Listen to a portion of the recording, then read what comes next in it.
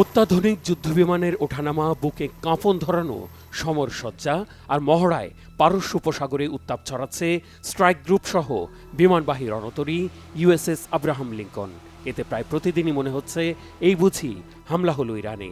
এই পরিস্থিতিতে দাও দাও করে চলতে থাকা আগুনে ঘি ঢালছেন পাল্টাপাল্টি বাকযুদ্ধে লিপ্ত বিশ্ব নেতারা।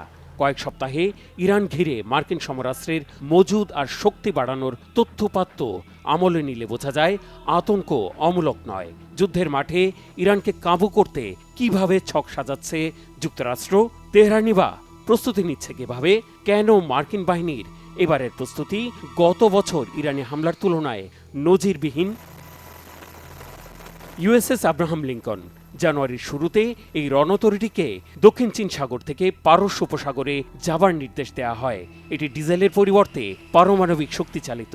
লম্বায় 1092 ফুট দীর্ঘ জাহাজটি যেন একটা ভাসমান শহর। নাবিক আর মেরিন সেনা মিলিয়ে আরোহীর সংখ্যা 6 থেকে 7,000।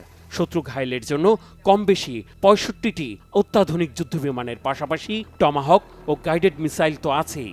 সঙ্গী হিসেবে এই রণতরীকে অনুসরণ করছে 3টি ডেস্ট্রয়ার। পরিস্থিতি যখন এমন, তখন মার্কিন প্রেসিডেন্ট ডোনাল্ড ট্রাম্পের বক্তব্যে বুঝতে বাকি নেই এ তো শুধু ট্রেইলার, পরিস্থিতি আরও ব্যাপক।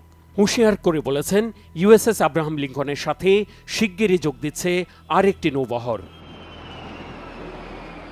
ইরানকে ঘায়েল করতে ট্রাম্প প্রশাসনের এবারের প্রস্তুতি যে কতটা ব্যাপক তা গত কয়েকদিনে মার্কিন সেনাবাহিনীর সেন্ট্রাল কমান্ড সেন্টকমের সামাজিক মাধ্যম পর্যবেক্ষণে কিছুটা আঁচ করা যাচ্ছে।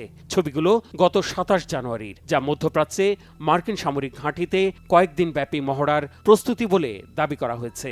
আগের দিন 26 জানুয়ারি এক্স হ্যান্ডেলে যৌথ মহড়ার কয়েকটি ছবি দিয়ে বলা হয়েছে ঘটনাস্থল বাহরাইন। ভূমি থেকে মিসাইল হামলার মহড়ায় ছিলেন মার্কিন মেরিন সেনারা। 20 জানুয়ারি সেন্টকমের সামাজিক মাধ্যমে F-15 যুদ্ধবিমান উড্ডয়নের ছবি দিয়ে দাবি করা হয় মধ্যপ্রাচ্যে মার্কিন ঘাঁটিতে যুদ্ধ প্রস্তুতির দৃশ্য।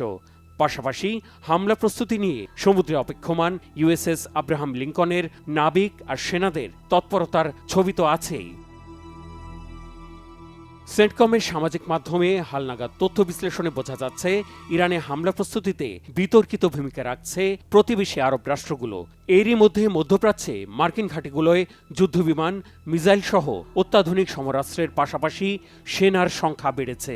ইরানের প্রতিবেশী 8টি দেশে স্থায়ী সামরিক ঘাঁটি আছে যুক্তরাষ্ট্রের। এগুলো হচ্ছে বাহরাইন, মিশর, ইরাক, ইসরায়েল, জর্ডান, কুয়েত, কাতার, সৌদি আরব, সিরিয়া এবং সংযুক্ত আরব আমিরাত। এছাড়া তুরস্ক আর ওমানেও আছে মার্কিন সামরিক সরঞ্জাম। 2025 সালের 23 জুন কাতারের আল উদয় সামরিক ঘাঁটি ব্যবহার করেই ইরানের পরমাণু স্থাপনায় হামলা চালিয়েছিল মার্কিন বাহিনী। মূলত এই শক্তির ওপর ভর করেই ইরানকে কাবু করতে দৃঢ় আত্মবিশ্বাসী মার্কিন প্রেসিডেন্ট। তাই বলা হচ্ছে গত বছর ইরান ইসরায়েল 12 দিনের যুদ্ধের সময়ের তুলনায় এবারের মার্কিন প্রস্তুতি নজিরবিহীন। হাত গুটিয়ে বসে নেই ইরানও। সীমান্তে আকাশ প্রতিরক্ষা ব্যবস্থা মোতায়েন, ক্ষেপণাস্ত্র আর ড্রোনের বহর নিয়ে সীমা লঙ্ঘনকারী শত্রুকে শায়েস্তার প্রতীক্ষায় আছে আলী খামেনির বাহিনী। একাধিক উপলক্ষে যুক্তরাষ্ট্রকে হুঁশিয়ার করে বলা হয়েছে আঙুলে আছে ট্রিগার। এখানেই শেষ নয়, 27 জানুয়ারি থেকে হরমুজ প্রণালীর 5 নটিক্যাল মাইল জুড়ে লাইভ ফায়ারিং মহড়া শেষ করেছে ইরান।